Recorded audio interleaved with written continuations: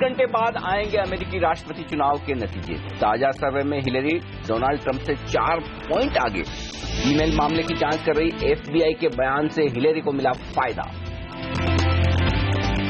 यह FBI के बयान से डाउ फ्यूचर्स 200 पॉइंट की जबरदस्त तेजी के साथ कर रहा है कारोबार। एशियाई बाजारों की भी अच्छी शुरुआत। SGX निफ्टी करीब 1% ऊपर। PNB के नतीजे रहे अनुमान से बेहतर। NPA के मोर्चे पर राहत, हालांकि मुनाफे में 11.5% की गिरावट। और आज है ICICI बैंक से कमजोर नतीजों के आसार। NPA पर होगी खास नजर। ब्रिटानिया के नतीजे आज वॉल्यूम ग्रोथ में 7 से 8% की बढ़त संभव। गोदरेज कंज्यूमर्स और सीएट के नतीजों पर भी होगी नजर। ल्यूपिन को मिली बड़ी राहत। कंपनी के गोवा प्लांट को US FDA से मिली क्लीन चिट। अमेरिकी बाजार में कंपनी का 50% हिस्सा गोवा प्लांट से। PNB हाउसिंग फाइनेंस की लिस्टिंग आज करीब 30 गुना सब्सक्राइब हुआ था IPO। इशू प्राइस 775 रुपए।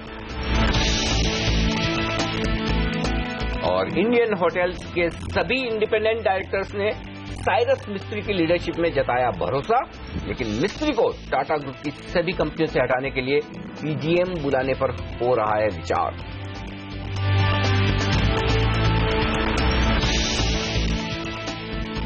तैयार हो जाइए बाजार के लिए सबसे अहम हफ्ते के लिए। जी हां, अमेरिका में राष्ट्रपति चुनाव के होंगे इस बार नतीजे और साथ ही कंपनियों के नतीजों के लिए आज से ये बहुत बड़ा हफ्ता। तो कैसी होगी भारतीय बाजारों की चाल और आज गैप से खुलने के बाद क्या हम मजबूती और बढ़ा पाएंगे, इस सवाल का लेंगे जवाब। नमस्कार, मार्केट काउंटडाउन में आप सबका स्वागत है। मैं हूं अनिल सिंह। नमस्कार, और मैं हूं हेमंत घई, और हमारे साथ जुड़ रहे हैं हमारे दो खास मेहमान, PowerMyWealth.com के फाउंडर और CEO संदीप वागले, जो लंबी छुट्टी के बाद वापस है हमारे साथ, और मनीलिशियस कैपिटल के रिसर्च हेड अविनाश गोरक्षकर, जो हमारे स्टूडियो में आ चुके हैं, बस माइक अप ही हो रहे हैं। तो इन दोनों ही एक्सपर्ट से इनकी रणनीति हम आपको बताएंगे, लेकिन सबसे पहले देखिए डाउ फ्यूचर्स को, यहाँ और SGX निफ्टी को। ये दो सूचकांक ही आपको देखने चाहिए, क्योंकि डाउ फ्यूचर्स 200 पॉइंट का उछाल दिखा रहा है। 18,000 के ऊपर जाकर US मार्केट्स की शुरुआत होगी डाउ की। ये एक अच्छी खबर आती हुई, FBI से ही खराब खबरें आई थी, तो हिलरी क्लिंटन थोड़ा नुकसान में आ गई थी, और अब आप देखिए FBI ने जिस तरह से क्लीन चिट दिया है और कहा है कि कोई भी क्रिमिनल चार्जेस नहीं लगते, और प्राइमा फेसी उनको नहीं दिख रहा है कि कोई गड़बड़ी की गई है ईमेल वाले मामले में। तो क्या तेजी बनती हुई दिख रही है। डोनाल्ड ट्रंप की हार बाजार मानकर चल रहा है, कल हो जाएगी। एक जो बड़ा कांटे की टक्कर वाला मामला बनता हुआ दिख रहा था, और जिसमें कुछ अनिर्णायक वोट, जो जिनका फैसला चुनाव के एक दिन पहले 2 दिन पहले होता है, ऐसे 4 से 5% वोटर्स हैं अभी भी अमेरिका में, वो अब हिलेरी क्लिंटन की तरफ झुकते हुए नजर आएंगे। ये एक बड़ा डेवलपमेंट हुआ है FBI के बयानों से, और उस लिहाज से अगर डाउ फ्यूचर्स 200 ऊपर है, ग्लोबल मार्केट्स रिकवरी दिखा रहे हैं, तो गलत नहीं है। क्योंकि देखिए, एक बात तो तय है, चुनाव के बाद, चुनाव के नतीजों के बाद जो भी जीते, बाजार का रुझान क्या होगा वो एक अलग बात है। लेकिन उससे पहले अब से लेकर चुनाव तक तो बाजार ये क्लियर कट सुनना, देखना, जानना चाहता है कि अगर हिलेरी क्लिंटन की बढ़त है तो वो बाजारों के लिए पॉजिटिव है। उसके बाद सेल ऑफ आता है, खरीदारी आती है, डोनाल्ड ट्रंप जीतते हैं तो भी क्या होता है, या हारते तो भी क्या होता है, वो एक अलग चीज हो जाएगी। लेकिन उससे पहले अगर बाजारों को मजबूत रहना है, तेजी दिखानी है, तो हिलेरी क्लिंटन की बढ़त दिखना काफी जरूरी है। और जो सर्वे आ रहे हैं हेमंत, तो वो ज्यादातर सर्वे, मैं ये कहूंगा कि 10 में से 9 सर्वे ऐसे थे जो हिलेरी क्लिंटन की बढ़त दिखा रहे हैं। तो उस लिहाज से ये ग्लोबल मार्केट्स की रिकवरी काफी बेहतरीन रहेगी। अब बड़ा सवाल यही है कि ये रिकवरी टिकाऊ होनी चाहिए बस। बिल्कुल सही कह रहे हैं आप। और देखिए, मैक्सिको की करेंसी, जिसको सबसे ज्यादा डर था कि डोनाल्ड ट्रंप जीतेंगे तो मैक्सिको का हाल काफी खराब हो जाएगा, वहां पर बाउंस देखने को मिला। जापान का बाजार देखिए क्या उछाल के साथ कारोबार कर रहा है। दरअसल सिटी ने कह दिया है कि उनको लग रहा है कि हिलरी जीतेंगी FBI की क्लीन चिट के बाद। तो सिटी, जो इन इलेक्शंस के ऊपर बड़ी पैनी नजर बनाकर रखा हुआ था, वो कह रहा है कि वो जीतेंगी। तो आज एक गैप अप ओपनिंग तो होगी। ये बताइए फिर सवाल वही, गैप अप ओपनिंग के बावजूद खरीदारी करने में पैसा बनेगा या उछाल में बिकवाली करने में पैसा बनेगा? आज पैसा कैसे बनेगा, क्योंकि इलेक्शंस तो देखिए कल हैं, और भारतीय बाजारों को जो रिजल्ट होगा वो बुधवार को सुबह सुबह इसी समय समझ में आने लगेगा। देखिए हेमंत, आज के लिए निर्णायक लेवल है 8,500।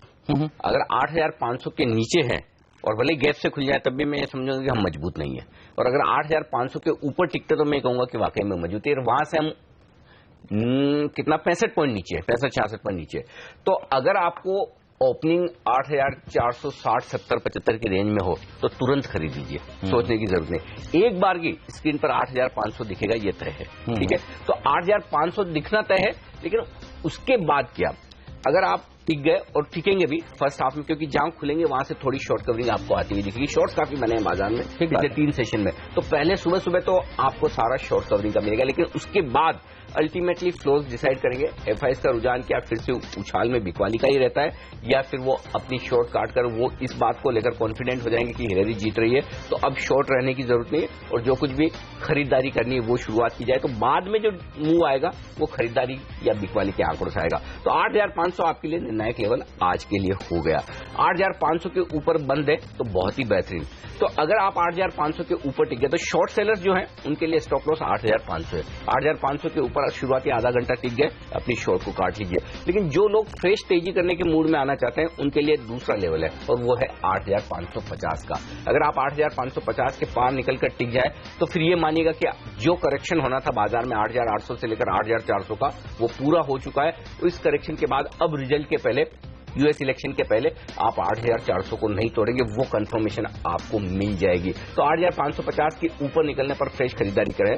अदरवाइज हो सकता है 8,550 के आसपास फिर से आपको शॉर्ट बनते हुए दिखे, सेकंड हाफ में बाजार थोड़े वोलेटाइल होते हुए दिखे, ऊपरी स्तरों से थोड़ी बिकवाली भी आ सकती है, क्योंकि काफी लोग फंसे हुए हैं, वो निकलने की कोशिश भी करेंगे। देखिए अल्टीमेटली इलेक्शन है, इलेक्शन में भले ही ये पॉजिटिव संकेत आ रहे हैं, लेकिन एक तरफा ये मान लेना थोड़ी सी जल्दबाजी हो सकती है, तो उस लिहाज से थोड़ी पोजीशन ऊपर के लेवल पर हल्की होती दिखेगी। तो दो तरीके हैं बाजार को ट्रेड करने के। निफ्टी पर तो मैं शॉर्ट कॉल दे नहीं रहा हूं, 8,550 के आसपास अगर मिले तो जरूर आपको प्रॉफिट बुकिंग करनी चाहिए। बहुत एग्रेसिव ट्रेडर हैं तो शॉर्ट के बारे में सोचें, वो भी बेहद स्ट्रिक्ट स्टॉप लॉस के साथ। आज की तेजी के लिए आपका स्टॉप लॉस 8,400 का होगा। 8,500 के आसपास खुल गए तो जो क्लोजिंग लेवल है उसी पर स्टॉप लॉस लगा लें। शुक्रवार का 8,533 का।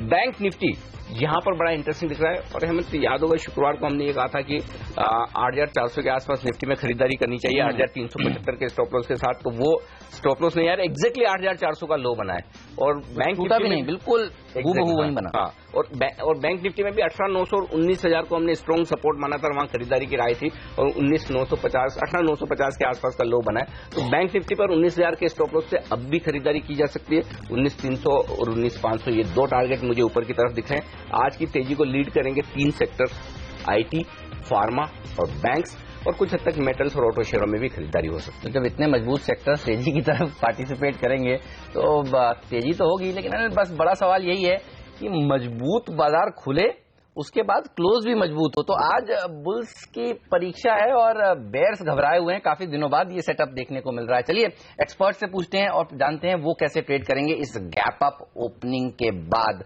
जब बाजार खुलते हैं। तो वागले साहब, लंबी छुट्टियों के साथ बाद आप वापस आए, बताइए, बिल्कुल फ्रेश लग रहे हैं। Good morning. कैसे ट्रेड करेंगे फिर आज निफ्टी को आप? Good morning Hemant, good morning Anil ji. I think weekly close 8,500 के नीचे होना ये अहम बात है, लेकिन ये हम इवेंट को प्ले कर रहे हैं, इसको समझना होगा। तो एक दिन ऊपर एक दिन नीचे ये हो सकता है।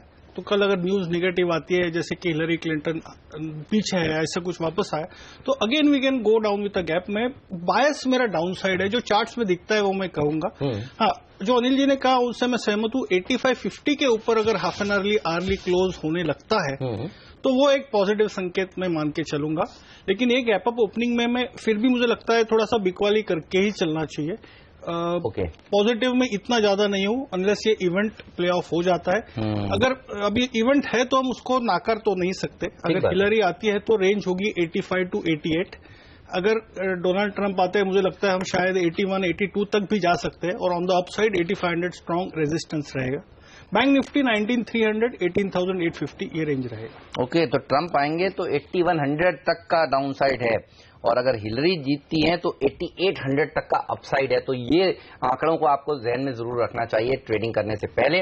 लेकिन एफआईआई ने देखिए निराश किया है साफ तौर पर। डीआईएस का आंकड़ा मैं देख रहा था जिसमें जो ब्लॉक डील हुई है उसका फिगर ज्यादा जरूरी है, उसके ऊपर भी मैं आपसे विस्तार से बात करूंगा कि एसबीआई को लेने की क्या जरूरत पड़ी एलएनटी को, क्योंकि सब लोग चर्चा कर रहे हैं कि यार एलएनटी को बायर नहीं मिल रहा था क्या। इस पर विस्तार से बात करेंगे। आंकड़ों पे पहले ये बताइए, ये आंकड़े कैसे लग रहे हैं आप? आंकड़े तो खराब ही है, इसमें कोई डाउट नहीं। और खास तौर से अगर आप ये सोचें कि जो 800 करोड़ की एसबीआई की खरीदारी एलएनटी की निकाल दे तब भी 600 करोड़ की और एलएनटी की बिकवाली थी, 1400 करोड़ की टोटल डील थी। तो उसमें से अगर कुछ एफआईज ने खरीदे हों, कुछ डीआईज ने खरीदे हों, तो उसके बावजूद, वो खरीदारी के बावजूद आंकड़े एफआईज के नेगेटिव है 350 करोड़ के। इसका मतलब बिकवाली का दबाव तो बरकरार है।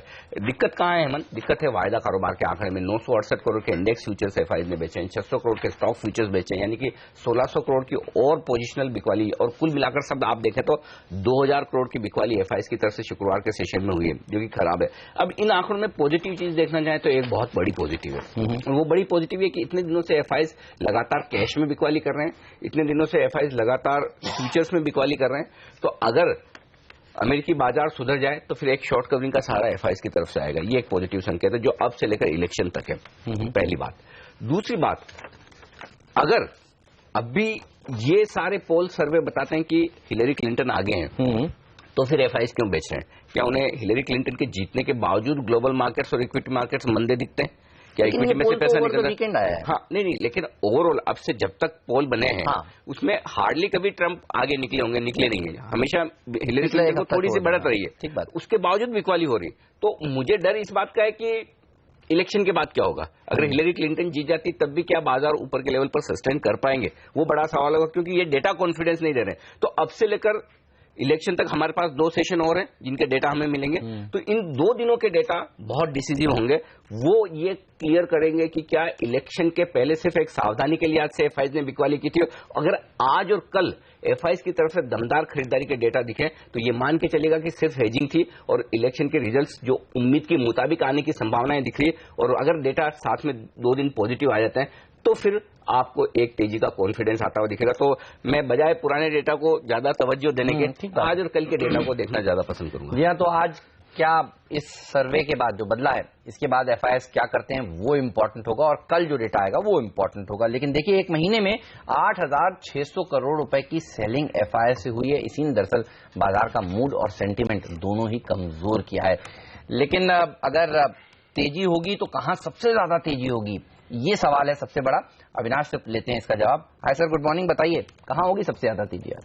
नहीं, मुझे लग रहा है Hemant definitely positive news flow है, और मुझे लग रहा है जो हाई बीटा सेक्टर्स है जैसे बैंकिंग है, ऑटो है, हमको लग रहा है कि यहाँ पे डेफिनेटली तेजी होगी। मैंने पहले सोचा था कि शायद डिफेंसिव सेक्टर्स ही चलेंगे आज, क्योंकि जैसे आपने कहा 8550 का लेवल ही क्रूशल है। बट आई थिंक ये जो क्लेरिफिकेशन एफबीआई से आया है हिलरी का मेल को लेके, मुझे लग रहा है कि मार्केट्स डेफिनेटली इसको पॉजिटिवली लेगी। और होपफुली अगर हिलरी जीतती है हेमंत, तो मुझे लग रहा है कि थर्सडे को 8600 8650 भी पॉसिबल लग रहा है, क्योंकि क्लियरली मार्केट्स ने ये फैक्टर ऑलरेडी काफी हद तक डिस्काउंट कर चुका है कि ट्रंप का विन अगर आती है तो मार्केट्स उसको नेगेटिवली लेंगे। तो मुझे लग रहा है मोर और लेस 80% मार्केट डिस्काउंट कर चुका है। अगर रियलिटी में हिलरी आती है तो एक बाउंस डेफिनेटली आपको एक हफ्ते में थर्सडे को देखने को मिलेगा।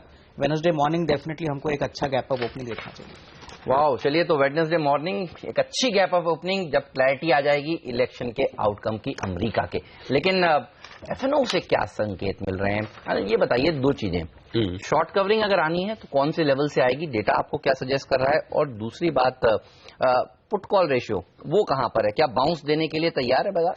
पुट कॉल रेशियो बैलेंस्ड है, बहुत ज्यादा ऐसी सिचुएशन में नहीं जहां हम ये कह सकें कि थंपिंग की नहीं, यहां से तो बाजार घूम जाएगा। वो इसलिए हेमंत की शुक्रवार के सेशन में एक बड़ी चीज हुई है। देखिए, गुरुवार को क्या हुआ, 8500 पर जो हाईएस्ट ओपन इंटरेस्ट था पुट में, वो शिफ्ट होकर 8400 पर आया, और शुक्रवार को जो मंदी हुई उसमें ये हाईएस्ट ओपन इंटरेस्ट शिफ्ट होकर 8200 पर चला गया। तो एक बड़ी चीज जो साफ दिख रही है वायदा कारोबार के डेटा में कि अगर ट्रंप जीतते हैं तो बाजार 8200 दिखाएगा, ये डेटा में दिख रहा है। तो ये अगला जो अहम सपोर्ट होगा वो 8200 होगा। सबसे बढ़िया बात है कि आज चूंकि गैप अप ओपनिंग आपको मिल रही है तो आप 8400 के नीचे फिसलेंगे नहीं।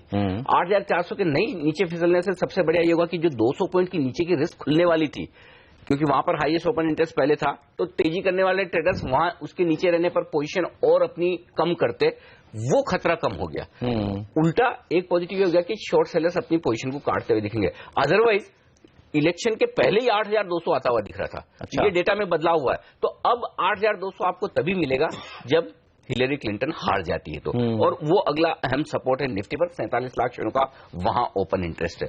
दूसरी बात, निफ्टी और बैंक निफ्टी दोनों में ओपन इंटरेस्ट बढ़ा है, शॉर्ट पोजीशन बन के आई, और ये एक अच्छा संकेत है कि शॉर्ट्स बने, तो वो शॉर्ट्स कवर होने आएंगे। ऊपर कितना जा सकते हैं, जो आपका सवाल है, 8,500 के ऊपर क्लोज होना जरूरी है। उससे क्या होगा, हाँ हमने क्लोजिंग दी है शुक्रवार को 8,500 के नीचे, वीकली क्लोजिंग थी, अहम थी। तो अगर हफ्ते की शुरुआत हम 8,500 के ऊपर करें, 2 दिन 8,500 के ऊपर टिक जाए, तो फिर आपके लिए रिस्क कम हो जाएगी और तब ये एक अच्छा संकेत होगा। लेकिन अगर हिलेरी क्लिंटन जीतती है तब भी आप 8,700 8,800 के ऊपर निफ्टी को जाते हुए नहीं देखेंगे। ये वायदा कारोबार के डेटा में देखें तो वायदा कारोबार की डेटा की रेंज बहुत क्रिस्टल क्लियर है। ट्रंप जीतते हैं 8,200, हिलेरी जीतती है 8,800, बहुत क्लियर है। हाँ बिल्कुल, तो वही बात, अब 8,800 से ज्यादा की तेजी नहीं और 8,200 8,100 हमारे एक्सपर्ट कह रहे हैं इससे ज्यादा की मंदी नहीं होगी। लेकिन कौन से वो शेयर हैं जहां पर आज खबरों के दम पर एक्शन देखने को मिलेगा, इस पर बात करेंगे ब्रेक के बाद। और ब्रेक के बाद आपको ये भी बताएंगे कि आज के बदले हुए बाजार में हमारे बाकी के 5 एक्सपर्ट की निफ्टी पर क्या राय निकल कर आ रही है।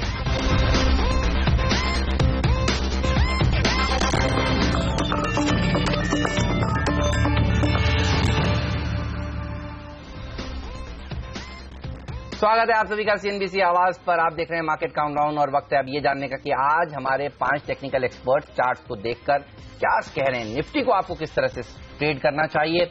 और देखिए टेक्नो फंडा एक्सपर्ट हैं एके प्रभाकर, तो कह रहे हैं तेजी करिए, 8,590 तक के टारगेट देखने को मिल सकते हैं, 8,345 का स्टॉप लॉस भी आपको रखना चाहिए। लेकिन राय सिमी भौमिक की बिकवाली की तरफ है, वो कह रहे हैं कि 8,460 का स्टॉप लॉस लगाकर आप बिकवाली करें और 8,410 8,390 फिर से दिखेगा। तो अगर स्टॉप लॉस के पार ही खुले तो फिर शॉर्ट न करें।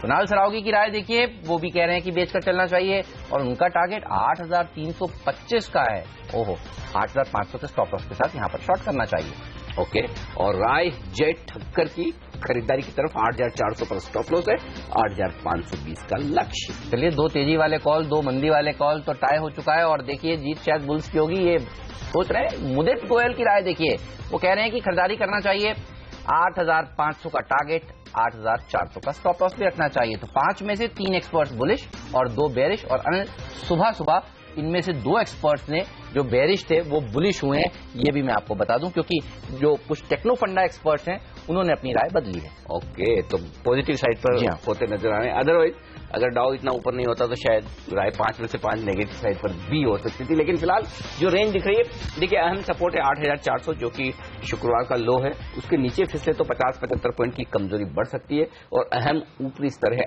8,500 का, उसके पार निकले तो 25 से 50 पॉइंट तक की तेजी बढ़ सकती है। ये हमारे 5 एक्सपर्ट्स की राय के मुताबिक। बिल्कुल, तो ये तो बात हुई निफ्टी की 5 आज एक्शन वाली स्ट्रैटेजीज। लेकिन कौन से वो 5 स्टॉक्स हैं जो खबरों के दम पर आज एक्शन में रहने वाले, आइए देखते हैं 5 का पंच। ल्यूपिन इस कंपनी के लिए बेहद अहम और बेहद पॉजिटिव खबर। जी हाँ, यूएस एफडीए से इनके गोवा प्लांट को क्लीन चिट मिल गई है और अब यहां से यूएस में इंपोर्ट एक्सपोर्ट जो इंपोर्ट पर जो बैन लगा था वो खत्म हो जाएगा और यहां से एक्सपोर्ट शुरू हो जाएगा। अमेरिका में जो कुछ भी बिक्री है इस प्लांट से 50% कंपनी की बिक्री आती है और अगर ऐसे में ये स्टॉक आज बड़े एक्शन में दिखे, मेरे ख्याल से 80-100 रुपए ऊपर खुले तो आश्चर्य नहीं होगा, आराम से। तो एक जबरदस्त तेजी, एक जबरदस्त रिलीफ रैली यहां पर देखने को मिलेगी। फार्मा सेक्टर में सबसे अच्छा प्रदर्शन दिखाने वाला दिग्गजों में ये स्टॉक आज होने वाला है। और अगर पीएसयू बैंकों में देखिए तो सबसे अच्छा प्रदर्शन दिखाने वाला शेयर पीएनबी होने वाला है, क्योंकि इसके नतीजे अच्छे दिख रहे हैं। प्रोविजनिंग देखिए घटी है, ग्रॉस एनपीए घटे हैं, नेट एनपीए घटे हैं, तो एसेट क्वालिटी में थोड़ा सा सुधार देखने को मिला है।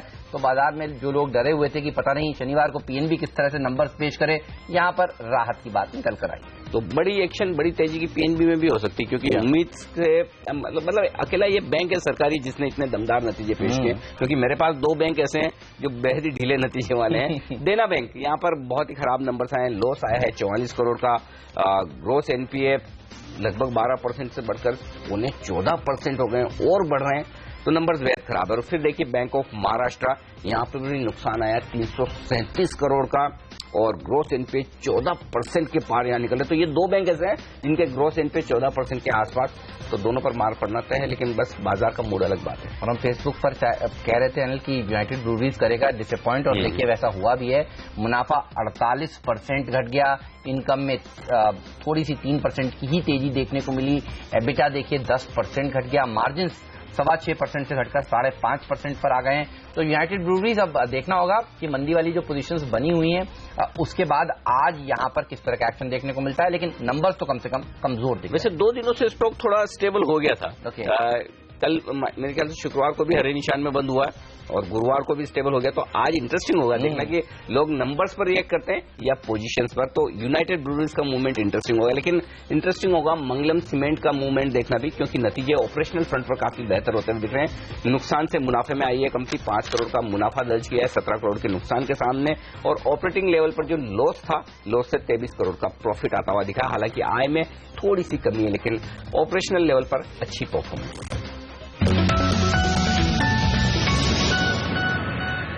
हमारे एक्सपर्ट्स हमारे साथ हैं संदीप वागले साहब और अविनाश गोरक्षकर जी, और अब लेते हैं उनकी टॉप ट्रेडिंग पिक्स। वागले साहब बताइए कौन से 4 स्टॉक चुने आज आपने ट्रेड करने के लिहाज से?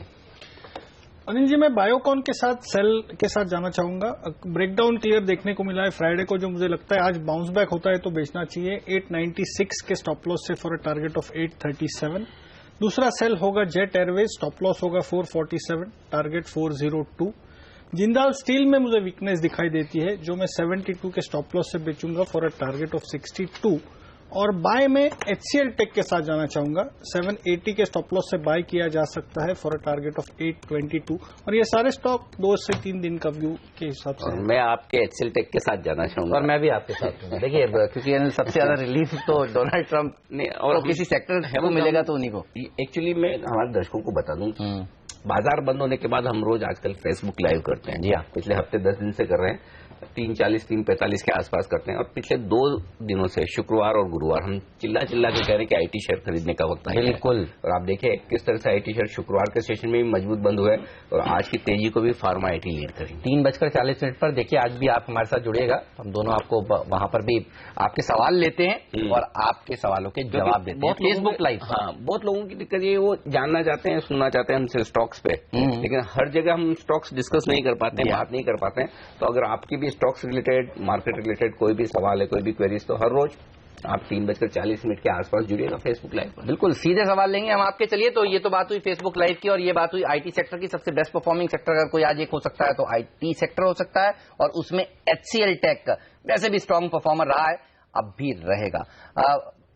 गोरक्षकर साहब, आप बताइए, आप कहां पर बुलिश है सबसे ज्यादा? दो पिक्स पहले तो एलआईसी हाउसिंग फाइनेंस पसंद है हेमंत। हमको लग रहा है कि नतीजे तो अच्छे ही हैं, और ये भी एक ऐसा सेक्टर है जो हमको लग रहा है कि सेंटिमेंट अगर अच्छा होता है तो डेफिनेटली सेकेंड हाफ ऑफ 2016-17 में अच्छी ग्रोथ आएगी। तो एलआईसी हाउसिंग फाइनेंस पे जरूर रिस्क रिवॉर्ड रेशियो काफी पॉजिटिव लग रहा है। और दूसरा ब्रिटानिया रहेगा। हमको लग रहा है कि ब्रिटानिया के आज Q2 के नतीजे हैं, वॉल्यूम ग्रोथ और मार्जिन इंप्रूवमेंट, ये दोनों ही ठीक ठाक होने चाहिए। और होपफुली एफएमसीजी में जिस प्रकार का वॉल्यूम ग्रोथ और जीएसटी के बिल के आने के बाद जो उम्मीद है कि यहाँ पे मार्जिन्स और अच्छी बढ़ेंगी, क्योंकि अभी रेट्स फाइनल हो चुके हैं, तो यहाँ पे भी मुझे लग रहा है कि ब्रिटानिया को डेफिनेटली फायदा होना चाहिए। तो ब्रिटानिया और एलआईसी हाउसिंग दोनों ही स्टॉक्स में मेरे ख्याल से अच्छा पॉजिटिव अपसाइड दिखना चाहिए। चलिए, तो ब्रिटानिया आज नतीजे पेश करने वाला है, नतीजे से पहले ही खरीद ले। एलआईसी हाउसिंग तो पसंद है ही, और आज एनबीएफसीज ये एक ऐसी स्पेस है जो बड़ी उछाल दिखा सकती है, तो यहां पर भी नजर रखें, खरीदारी के मौके बनेंगे आपके लिए। चलिए, लेंगे एक छोटा सा ब्रेक, और इस ब्रेक के बाद 2 खास बातें होंगी। एक तो वायदा कारोबार की रणनीति देने के लिए हमारे साथ गौरव बिस्ता जुड़ने वाले हैं, उनसे पूछेंगे कैसे वायदा कारोबार में ट्रेड किया जाए। और दूसरा, आज बड़ी दमदार रिपोर्ट्स आई हैं एफआईज की तरफ से, फार्मा सेक्टर पर और दूसरे सेक्टर्स पर भी, नतीजों पर भी और नतीजों के अलावा भी। तो कौन सी रिपोर्ट्स हैं, कैसे दमदार टारगेट्स आ रहे हैं, कौन से शेयर इन रिपोर्ट्स के दम पर भागेंगे, ये तमाम जानकारी लेकर हम आपके सामने हाजिर होंगे एक छोटे से ब्रेक के बाद।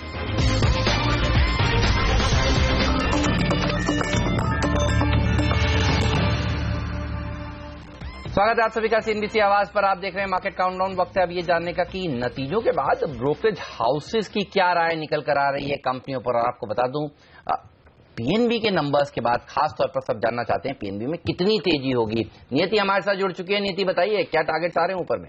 ज्यादातर ब्रोकरेजेस ने अपने टारगेट प्राइस बढ़ाए हैं कि जिस तरह से उन्होंने शानदार नतीजे पेश किए हैं, और एसेट क्वालिटी का जो कम होना है वो बेहद पॉजिटिव है, और यही ब्रोकरेजेस को भा गया है। लेकिन अभी भी सेलर्स और बायर्स के मार्केट अभी भी बरकरार है। सीएलएसए मेंटेन कर रहा है अपना सेल का कॉल, क्योंकि स्ट्रेस असेट्स या जो लोन्स हैं वो बहुत ज्यादा अभी भी हाई हैं। अर्निंग्स अकाउंट्स अपनी अर्निंग्स एस्टिमेट यानी ईपीएस के अनुमान 7 से 10% ये बढ़ा रहे हैं और टारगेट प्राइस इन्होंने 80 रुपए से बढ़ा के 120 रुपए का दिया है, जो कि मौजूदा भाव से 9% डाउन साइड का है। क्रेडिट स्विस भी अंडर परफॉर्म की रेटिंग मेंटेन करा है, हालांकि इन्होंने टारगेट प्राइस 86 से बढ़ा के 102 रुपए का कर दिया है। और डॉयचे बैंक का सबसे खराब टारगेट है, सेल का कॉल ये भी दे रहे हैं, टारगेट प्राइस इनका 100 रुपए का है, जो कि 24% डाउन साइड का है। अब बायर्स की बात करते हैं, जिसमें सिटी सबसे ज्यादा बुलिश है, 170 का इनका लक्ष्य है, निवेश करने की आपको सलाह दे रहे हैं। आगे चल के एसेट क्वालिटी और बेहतर होने की इनको उम्मीद है। 29% का एक अपसाइड पोटेंशियल ये देख रहे हैं मौजूदा भाव से। नोमुरा भी टारगेट प्राइस अपना इंक्रीज करा है, 120 का था, अब इसे बढ़ा के इन्होंने 155 का कर दिया है, निवेश करने की सलाह दे रहे हैं। 17% की तेजी आपको ये शेयर दिखा सकता है। यूनाइटेड ब्रूरीज के नंबर्स आए थे और बेहद खराब इन्होंने नंबर्स पेश किए हैं। यूबीएस मेंटेन कर रहा है अपनी बिकवाली की सलाह और टारगेट प्राइस इनका 760 रुपीज का है। ओके, तो ये है रिपोर्ट्स नतीजों के दम पर। इंटरेस्टिंग ये है कि पीएनबी सीएलएसए का अपग्रेड तो नहीं है, लेकिन टारगेट जरूर अच्छे से बढ़ाया, 80 से 120 और सिटी कह रहा है 170 का लक्ष्य। चलिए, लेकिन दो फार्मा स्टॉक्स सन फार्मा और ल्यूपिन, दो दिग्गज आज इन रिपोर्ट्स के दम पर रहेंगे एक्शन में। तो बताइए नीति, कैसी रिपोर्ट्स हैं इन दोनों शेयरों पर? ल्यूपिन पे बेहद पॉजिटिव खबर और सन फार्मा पे भी बहुत पॉजिटिव खबर है, क्योंकि जिस तरह से वो शेयर गिरा था और उसके बाद सारे जो कंसर्न्स हैं बहुत ज्यादा नहीं है। ब्रोकरेजेस का मानना है कि बहुत अच्छा मौका होगा करेक्शन जो हुआ है वो एक एंट्री पॉइंट का। पहले ल्यूपिन की बात करते हैं। Bank of America Merrill Lynch maintain करा है अपने निवेश करने की सलाह और टारगेट प्राइस ल्यूपिन पे इन्होंने 1950 का दिया है। मौजूदा भाव से आपको ये शेयर 37% का अपसाइड दिखा सकता है 12 महीने के दौरान।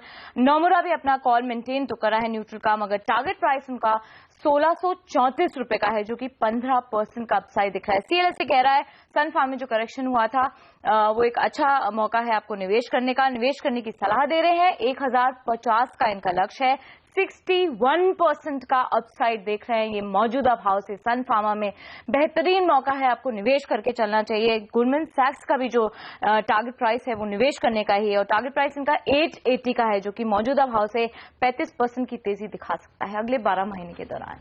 बिल्कुल, चलिए, तो ये है कॉल्स उन कंपनियों पर जिनके नंबर्स आए हैं और फार्मा सेक्टर तो फोकस में रहने ही वाला है आज। शुक्रिया नियति आपका इस जानकारी के लिए। यूनाइटेड ब्रूवरी से शुरुआत करते हैं। रेवेन्यू में कमी आई है, काफी कमजोर नंबर्स दिख रहे हैं, वॉल्यूम ग्रोथ देखिए फ्लैट सा रहा है। कैसे देखते हैं आप इन नंबर्स को? यूनाइटेड स्पिरिट्स ने भी डिसअपॉइंट किया था, ये लिकर वाली कंपनी अच्छा प्रदर्शन दिखा नहीं पा रही हैं। हेमंत, मुझे लग रहा है कि ये केस टू केस हो सकता है। अगर हम रेडिको खैतान के नंबर देखें तो वहां पे एक अच्छा इंप्रूवमेंट देखने को मिला है। तो मेरे ख्याल से जब तक वॉल्यूम ग्रोथ ठीक ठाक नहीं आता है, टॉप लाइन बढ़ती नहीं है, क्योंकि जब भी हमने देखा है कि टॉप लाइन आइदर फ्लैट या नेगेटिव होती है तभी डेफिनेटली चिंता का विषय होता है। और मुझे लग रहा है कि ये नतीजे के बाद आज आपको एक वीक ट्रेंड जरूर देखने को मिलेगा। मेरे ख्याल से आने वाला जो क्वार्टर है, क्लियरली अक्टूबर टू दिसंबर और जैन टू मार्च, यहाँ पे डेफिनेटली इंप्रूवमेंट वॉल्यूम ग्रोथ पे अगर आता है तो डेफिनेटली स्टॉक में थोड़ा बहुत कंसोलिडेशन देखने को मिलेगा। I would prefer to avoid it today, but medium to long term में प्रोस्पेक्ट्स अच्छे हैं। 5 अप्रैल से जो बिहार में शराबबंदी हुई ना, वहां से रेवेन्यू ही नहीं आया। दरअसल दिक्कत की बात यही है।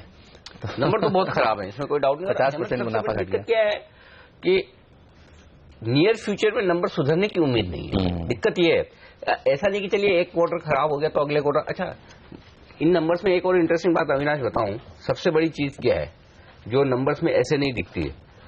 8% वॉल्यूम ग्रोथ की उम्मीद थी यूनाइटेड ब्रूवरीज को अनुमान के मुताबिक, और वॉल्यूम ग्रोथ आई है 0%। बिल्कुल। तो अब क्वार्टर 1 में 6% थी, तो 6% से 0% हो गई और 8%। तो ये बहुत बड़ी दिक्कत है। देखिए, वॉल्यूम ग्रोथ नहीं होगी तो अल्टीमेटली प्रॉब्लम रहने वाली कंपनी की। तो मेरे ख्याल से अगर बाजार के मूड की वजह से ये स्टॉक सुधर जाए तो फिर शॉर्ट करने का सही मौका होगा। तो ये शॉर्ट करने की राय तो वागले साहब से लेनी चाहिए, किस लेवल पर शॉर्ट करना चाहिए वो बताएं अगर करना है तो। एक्चुअली अनिल जी, इतना बेरिश में यूनाइटेड ब्रूवरीज में नहीं हूँ। जिस तरह से फ्राइडे को हमने ब्रेकआउट 2 दिन से आज स्टेबल है, मैं वही कह रहा था। बराबर, राइट। हाँ, 860 के नीचे क्लोज होता है या उसके नीचे सस्टेन होता है तो फिर ये 830, 820 तक जा सकता है। तो मैं मंदी करूंगा तो 860 के नीचे ये इसका ऊपर में कहाँ करेंगे? मे बी 900, 910 ये बाउंस बैक के आसपास कर सकते हैं। ठीक है, 910 उछले तो वहां पर मंदी करें, 860 के तोड़े तो वहां पर मंदी करें, वरना ये नो ट्रेड वाला मामला हो जाएगा। ये बताइए, देना bank, central bank, bank of Maharashtra, इनके नंबर्स भी जो हैं वो बेहद कमजोर आए हैं। बाजार बंद होने के बाद ये नंबर्स भी आए हैं। ये पीएसयू बैंक्स हैं, छोटे वाले, जो उन्हें डिसअपॉइंट किया है। इनमें से चार्ट्स तीनों में सबसे ज्यादा कमजोर किसके दिखते हैं आपको? हेमंत, ये आपने सही पूछा। सबसे ज्यादा कमजोर तीनों ही कमजोर दिखते हैं। उसमें ज्यादा सेंट्रल बैंक मुझे कमजोर दिखाई देता है। एक 89-90 का एक अहम वीकली सपोर्ट इसने ब्रेक किया है फ्राइडे को, और मुझे लगता है ये 80 की तरफ की दौड़ है, जो बहुत जल्दी 3-4 दिन में आ सकता है। तो 2-4 दिनों में ये 80 की तरफ बढ़ सकता है। और वाकई में नंबर भी मेरे ख्याल से सबसे ज्यादा कमजोर अगर किसी के हैं तो वो शायद सेंट्रल बैंक के ही है। तो तीनों ही बैंक्स में तो सेंट्रल बैंक के लिए मुश्किल भरा दिन हो सकता है, क्योंकि देखिए ग्रॉस एनपीए 14% यहां पर आए, तो ये थोड़ा सा मामला, और लॉस आया है 641 करोड़ का।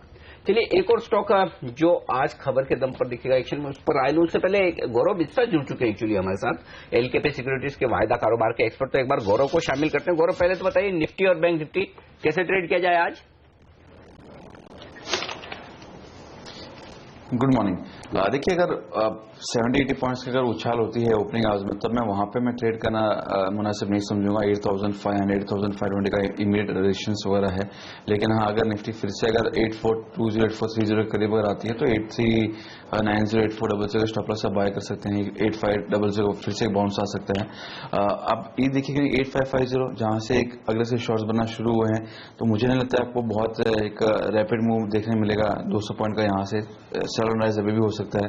तो यहाँ पे ओपनिंग के ऊपर मैं बाय करने की सलाह नहीं दूंगा। अगर नहीं सस्टेन होगा तो मैं एक पुट लेने की सलाह दे दूंगा। आप 8300 का पुट ले लो, और करंट लेवल्स पे अगर जहाँ पे प्रीवियस क्लोज है वहां पे अगर आता है तब आप बाय कर सकते हैं। और सिमिलर फॉर बैंक निफ्टी 19050 एक इमीडिएट सपोर्ट है, उससे करीब अगर आता है तो 100 रुपए के स्टॉप लॉस आप बाय कर सकते हैं 19,300 के लक्ष्य के लिए।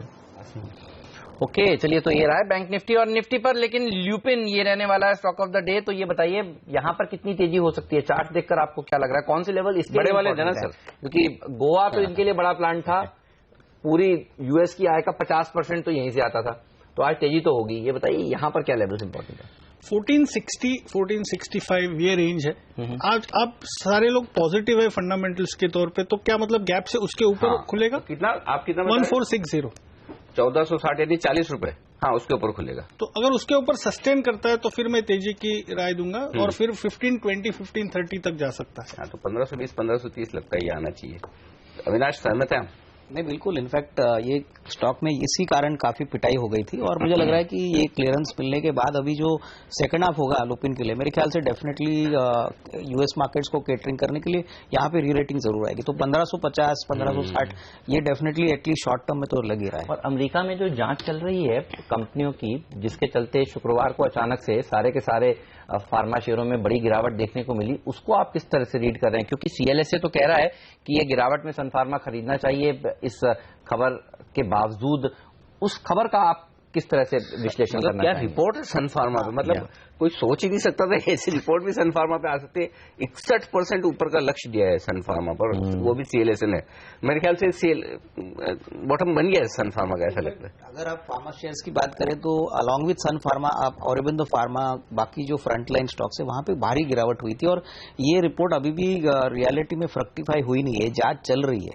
तो मुझे लग रहा है 2 साल से चल रही है। हाँ, तो मेरे ख्याल से ये कहना रॉन्ग होगा कि ऐसा ही होने वाला है, बट क्लियरली सन फार्मा और ऑरोबिंदो फार्मा इंडियन कंपनीज ने, ऐसा मुझे तो लग नहीं रहा है कि ऐसा कोई मेजर मिसमैनेजमेंट किया है गवर्नेंस के पॉइंट ऑफ व्यू से। तो डेफिनेटली अगर थोड़ा बहुत पेशेंस और लॉन्ग टर्म नजरिया है तो डेफिनेटली इस गिरावट में खरीदना चाहिए। सन फार्मा और ऑरोबिंदो फार्मा दोनों ही मुझे लग रहा है कि अट्रैक्टिव लेवल्स पे है। चलिए, तो सन और लुपिन और ऑरोबिंदो फार्मा तो न्यूज फ्लो के कारण बिल्कुल, तो ये सब मजबूत रहेंगे। पूछेंगे हम गौरव से भी कि उन्हें वायदा कारोबार में कौन से फार्मा स्टॉक्स पसंद है। साथ ही मानस जायसवाल भी हमारे साथ जुड़ रहे हैं इस वक्त लखनऊ से, तकनीकी राय देने के लिए उनसे भी बात करेंगे। छोटी सी एक चीज और देखिए, सोना किस तरह से करेक्ट कर रहा है, तो इसका मतलब जो है इक्विटी में तेजी होगी। एक और संकेत बुल्स के फेवर में आता है। $11 टूट गया है सोना, सुबह $5 टूटा था और उसके बाद से देखिए गिरता ही जा रहा है। तो सोने में मंदी भी इक्विटी मार्केट्स के लिए अच्छी खबर। चलिए, तो अच्छा $12 हो गया, ये गिरते जा रहा है। मैंने लास्ट देखा था $9.9 था, अब 12, सवा $12 हो गया। तो चलिए, सन में मजबूती और सोने में कमजोरी ये चलिए लेंगे एक छोटा सा ब्रेक के बाद हमारे एक्सपर्ट्स हैं हमारे साथ, आप भी बने रहेंगे।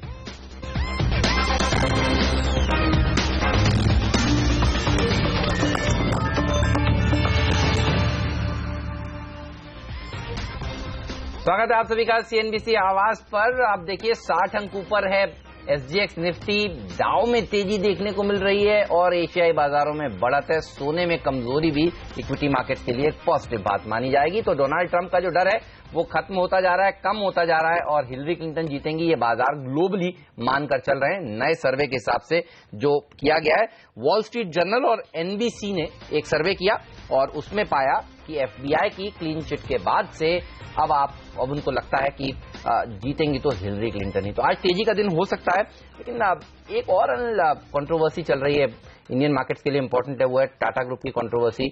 और उसमें एक इंटरेस्टिंग मोड़ आया है और वो ये है कि इंडियन होटल्स के जो इंडिपेंडेंट डायरेक्टर्स हैं वो कह रहे हैं कि साइरस मिस्त्री साहब ने तो बहुत बढ़िया काम किया है। ये बताइए, इंडियन होटल्स जैसे शेयरों में आज क्या तेजी देखने को मिल सकती है? तेजी होगी और एक और वजह है हेमंत जिसकी वजह से तेजी होगी, वो है नंबर्स भी। रिजल्ट बहुत अच्छा है और वो इस वीकेंड पर आए। इस बोर्ड बैठक में जो रिजल्ट वाली बोर्ड बैठक थी उसी में ये सब निकल कर आए, तो थोड़ा नंबर्स ऑपरेशनल परफॉर्मेंस बेहतर आई है। ऑपरेटिंग लेवल पर 22% ऑपरेटिंग प्रॉफिट बढ़कर आया है। आय भले ही फ्लैट है और मार्जिन 8% के आसपास आए, 6.5% से बढ़कर। तो ये होगी, विवाद की वजह से तेजी होगी इसकी संभावना कम है, क्योंकि अभी ये बहुत बड़ी दिक्कत की बात है। जैसे कि जो इंडिपेंडेंट डायरेक्टर है वो मिस्त्री साहब का पक्ष ले रहे हैं, कंट्रोल मिस्त्री साहब के पास बचा नहीं, तो ये तो मतलब झगड़े वाला मामला है उनका। अगर बाकी के डायरेक्टर बचे हुए कह देते कि नहीं हम तो टाटा के पास, कम से कम एक चीज तो क्लियर हो जाती कि बोर्ड में अब 2 धड़े नहीं है, तो ये दिक्कत रहने वाली है। लेकिन हाँ, मिस्त्री साहब के राज में जो शेयर ने 100% का उछाल दिखाया है, तो मिस्त्री साहब अगर इंडिपेंडेंट डायरेक्टर्स अड़े रहते हैं कि यही रहेंगे, तो बाजार ये भी मानकर चलेगा कि शायद और एसेट सेल होती हुई नजर आए, क्योंकि टाटा ग्रुप में जितनी एसेट सेल होगी उतना ही शेयर ऊपर जाएगा, टाटा स्टील भी और इंडियन होटल्स भी। ये बताइए, चार्ट देखकर आपको क्या लग रहा है, Indian hotels strong out performer रहा है, गिरावट में खरीदारी करने के कुछ ऑप्शंस हैं या अवॉइड है ये जब तक, क्योंकि झगड़ा चल रहा है दोनों के बीच? हेमंत, ये फ्राइडे को स्टॉक एक्चुअली ऊपर था, तो मुझे लगता है इसमें बाउंस बैक आ सकता है 122, 124 ये रेंज में। तो यहाँ से 4 से 5% का बाउंस बैक 125 के ऊपर क्लोज होता है तो मैं समझता हूँ बॉटम बन गया। तब तक ये 110, 125 के रेंज में मूवमेंट एक्सपेक्टेड है।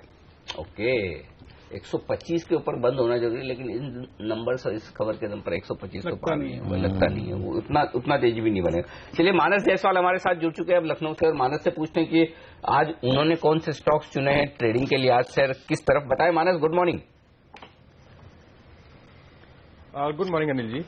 देखिए, मेरा ध्यान अभी भी मंदी में है।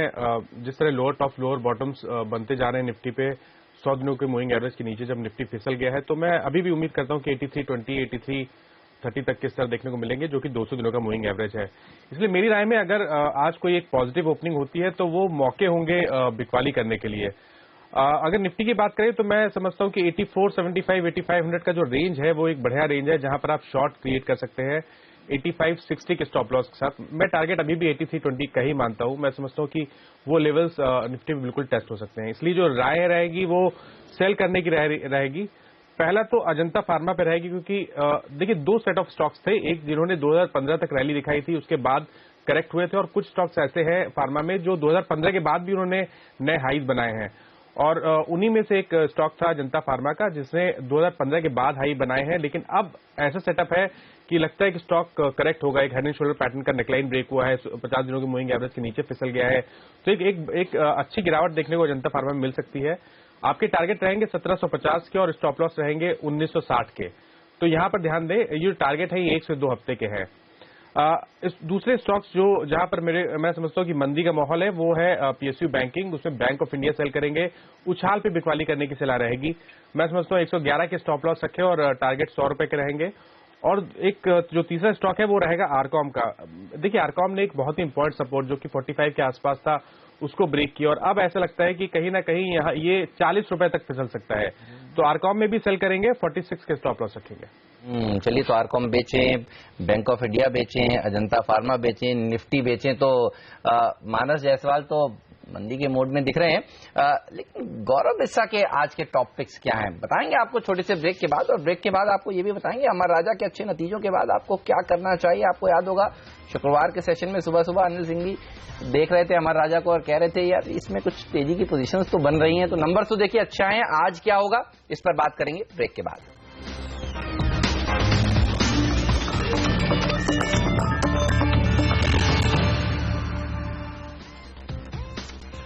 और हमारे एक्सपर्ट्स हमारे साथ हैं इस वक्त संदीप वागले साहब, अविनाश गोरक्षकर, मानस जायसवाल और गौरव बिस्सा। लेते हैं गौरव की टॉप ट्रेडिंग पिक्स। गौरव बताइए आपने कौन से स्टॉक चुने, चूंकि निफ्टी और बैंक निफ्टी दोनों पर आप पॉजिटिव है, तो क्या कुछ खरीदारी के मौके दिख रहे हैं स्टॉक फ्यूचर्स में?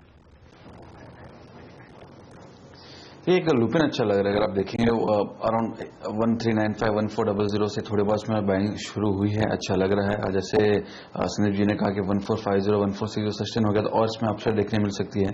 तो मुझे एक इमीडिएट टारगेट 1460 होगा। इसके ऊपर भी अगर ओपन होता है, सस्टेन अगर हो जाता है तो 1440 से बाय कर सकते हैं। ऊपर में 1510 1520 आपको लक्ष्य देखने मिल सकते हैं। एक बॉश अच्छा लग रहा है, थोड़ा स्टॉक भले ही बड़ा हो लेकिन अभी काफी सारे लॉसेस 10 लाख के करीब की है, तो वो लिहाज से इसमें इश्यू नहीं आना चाहिए। लेकिन एक एग्जॉशन है, अगर आप देखेंगे जो एग्रेसिव शॉर्ट पोजीशंस बन रही थोड़े बहुत उसमें कमी आई है, तो यहाँ पे सपोर्ट्स के आसपास भी है। तो एक 21350 के छोटे स्टॉपर्स से बाय कर सकते हैं। ऊपर में आपको 22,300 से 22,500 के लेवल्स देखने मिल सकते हैं 2 या 3 दिनों में। और एक वीक में जो लग रहा है वो है एसबीआई, एक ब्रेकडाउन दिया है, अच्छे शॉर्ट पोजीशंस बने हैं 252 255 के लेवल से। तो मुझे लगता है अगर ये लेवल सस्टेन हो जाते हैं 242 के नीचे सस्टेन होता है तो 220 लेवल्स तक भी एक बार आपको देखने मिल सकते हैं। कंजर्वेटिव आगे 232 का होगा, आप छोटे 248 के स्टॉपर्स से उसको सेल कर सकते हैं। ओके, तो ये वो स्टॉक्स हैं जो आज आपको ट्रेडिंग करेंगे आप, इनमें तो होगा आपको फायदा। लेकिन अब नंबर्स की बात करते हैं। गौरव तो बॉश पर बुलिश हैं, लेकिन ऑटो एंसिलरी कंपनियों के नंबर्स अच्छे आ रहे हैं। खासतौर पर बात करते हैं अब अमर राजा बैटरीज की, डबल डिजिट ग्रोथ देखने को मिली है।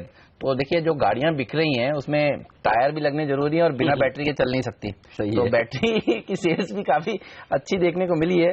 कैसे देखिए आपने नंबर्स को, क्योंकि आपकी नजर थी इस शेयर पर, मैं देख रहा था 10% मुनाफा बढ़ा, एबिटा में जबरदस्त तेजी, रेवेन्यू 18% बढ़ा है। नंबर्स हर पैरामीटर पे उम्मीद से बेहतर है अमन, और उस लिहाज से मुझे लगता है अच्छा न सिर्फ अमर राजा बल्कि एक्साइड ये पूरी सेगमेंट मुझे लगता है कि अच्छा प्रदर्शन करना चाहिए। और ये स्टॉक ट्रेडर्स का फेवरेट भी है वायदा कारोबार में, तो मुझे लगता है एक अच्छा एक्शन अमर राजा में होना चाहिए। चार्ट्स पर चेक ले। बिल्कुल सर, बताइए चार्ट्स के आपको लग रहा है तेजी करने लायक या अवॉइड है? नहीं, मैं ऊपर के लेवल्स ब्रेक करने के लिए वेट करूंगा। लेकिन एक अहम चीज यह है कि 1990 में बहुत ज्यादा स्ट्रांग सपोर्ट है वीकली लेवल्स पे, तो वो इतने इजीली ब्रेक होते हुए मुझे नहीं लगता है। तो थोड़ी सी बाइंग आएगी वो लेवल्स पे, स्टॉप लॉस आपका एकदम क्लोज बनेगा एक 10-15 रुपए का। ऑन द अपसाइड 1040 1050 ये एक सीमित दायरा है। ओके, चलिए, तो ये बात हुई इन नतीजों की। लेकिन गति नंबर्स इसके हमेशा से देखिए डिसअपॉइंट करते हैं। तेजी तो होती है कि जीएसटी होगा, लॉजिस्टिक स्टॉक्स भागेंगे, आप कैसे देख रहे हैं? गति के नंबर्स अच्छे नहीं आ रहे? नहीं, नंबर्स तो डेफिनेटली इतने एक्साइटिंग नहीं है, क्योंकि उम्मीद था कि इस क्वार्टर में प्रीवियस क्वार्टर के हिसाब से थोड़ी सी इंप्रूवमेंट आएगी।